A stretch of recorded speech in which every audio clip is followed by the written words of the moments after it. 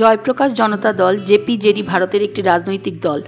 জয়প্রকাশ নারায়ণের আদর্শের উপর ভিত্তি করে যা লোকনায়ক নামে পরিচিত, যিনি একজন ভারতীয় স্বাধীনতা কর্মী, সমাজ সংস্কারক, তাত্ত্বিক এবং একজন রাজনৈতিক নেতা হিসেবে নেতৃত্বের জন্য গভীরভাবে স্মরণীয়।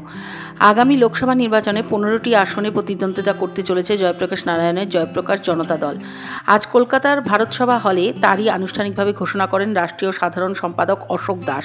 এদিন হুগলি জেলায় এক প্রার্থীর নাম ঘোষণা করা হয়। এদিন জনসংযোগ প্রচার অভিযান কর্মসূচি নিয়ে এক সভা অনুষ্ঠিত হয়। পাশাপাশি 11 জনের এক কমিটি গঠন করা হয়, যারা লোকসভায় প্রার্থী পদ নিয়ে সিদ্ধান্ত গ্রহণ করবে। এদিনের সভায় উপস্থিত ছিলেন রাষ্ট্রীয় সাধারণ সম্পাদক অশোক দাস, রাজ্য কমিটির সভাপতি কৃষ্ণপ্রসাদ সেন, বিপিনেশ পাণ্ডে, শ্যামল মুখার্জি, দিবাকর দত্ত সহ অন্যান্যরা।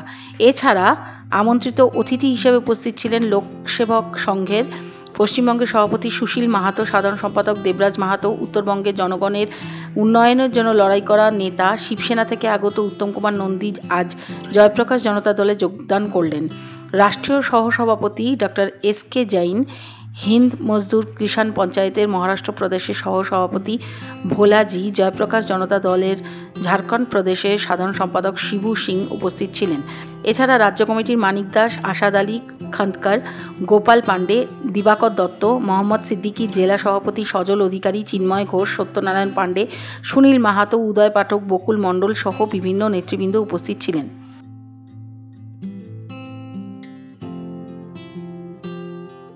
আমরা দেখুন 15টা লোকসভা কেন্দ্রে, আমরা 42টার মধ্যে 15টা লোকসভা কেন্দ্রে জয়প্রকাশ জনতা দল এই পার্লামেন্ট নির্বাচনে অবতীর্ণ হবে বলে এখান থেকে আগেও ঘোষণা হয়েছে।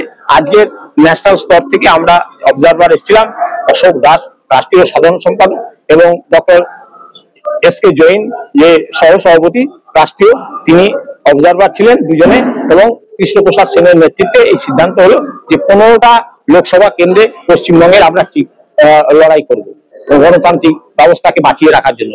আর তার সঙ্গে সঙ্গে একটা কমিটি তৈরি হয়েছে, কৃষ্ণপ্রসাদ সেনের নেতৃত্বে 11 জনের একটা কমিটি তৈরি হয়েছে।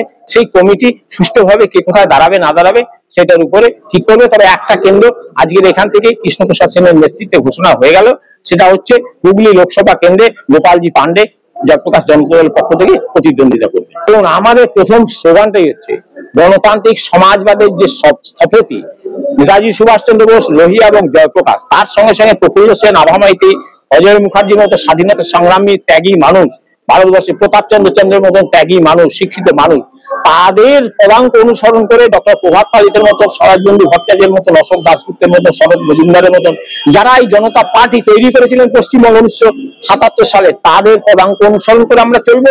এবং আমরা চাই যেটা হচ্ছে যে আইনের শাসন চাই। আইনের শাসন যতক্ষণ বলবৎ না হবে ততক্ষণ কোনো উন্নয়ন, কোনো কিছু সুষ্ঠু সমাজ ব্যবস্থা তৈরি হতে পারে না। গণতান্ত্রিক সমাজ ব্যবস্থা এখন চলছে, সেই কমিউনিস্ট পার্টির রাজত্ব দলতান্ত্রিক শাসন ব্যবস্থা ছিল, মমতা ব্যানার্জির আমলে দলতান্ত্রিক শাসন ব্যবস্থা।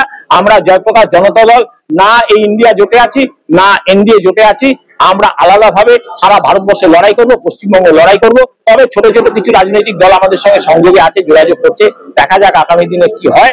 কিন্তু আমরা এই দুটো কোনো জোটেই আমরা থাকবো না, আমরা আগামী দিনে এককভাবে লড়াই। কৃষ্ণপ্রসাদ সেন রাজ্য সভাপতি এখানে উপস্থিত ছিলেন, এবার এখানে আমি উপস্থিত আছি, এখানে সজল অধিকারী এসছেন, এসছেন দক্ষিণ দিনাজপুর থেকে এসছেন, এখানে চিন্ময় ঘোষ এখানে দাঁড়িয়ে আছেন, নদিয়া থেকে এসছেন, সকলেই জয়প্রকাশ জনতা দলের সভাপতি, রাজ্য সম্পাদক মন্ডলী আসাদ আলী খন্দকার আছেন, মানিক দাস আছেন, সকলেই আমরা এসছি। জেলা জয়প্রকাশ জনতা দলের সভাপতির পক্ষ থেকে আমার ব্যক্তিগত অভিমত হিসাবে আমি বলছি, ওইখানে অশোকদা যদি প্রার্থী হয় তাহলে আমাদের ওখানে একটা ভালো রেজাল্ট ফিডব্যাক আমরা পেতে পারি। এটা দক্ষিণ দিনাজপুরের জয়প্রকাশ জনতা দলের পক্ষ থেকে আমার বিশেষ অনুরোধ, ওনাকে যদি আমরা পেয়ে যাই বালুঘাটে, তাহলে বালুঘাটে আমরা একটা ভালো রেজাল্ট দিতে পারবো। এটাই আমার আপনাদের কাছে অনুরোধ রাখছি।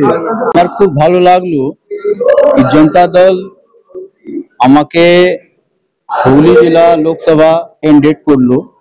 और जनता दल आज থেকে তো যুক্ত নেই, जनता दल আমার বড় দাদা হিসাবে অশোক দাস মহাশয়, উনি আমাকে বলেছিলেন কি আপনি এই দলে এসে আমাদেরকে সহযোগিতা করুন, और আমরা যে আপনাকে আগামী লোকসভাতে আপনাকে হুগলি জেলায় লোকসভা নামাবো। আমি খুব গর্বতীয়, মানে আমার খুব ভালো লাগলো এটা যে আমাকে এই সুযোগ পেলাম আমি, আর মানুষ জন্য জনতার জন্য আমি জনতা দল জয়েন করেছি। আর জনতা দল হিসাবে আমি কাজ করব। আমি চেষ্টা করব কি আগামী লোকসভাতে জনতা দলকে জয় করাই।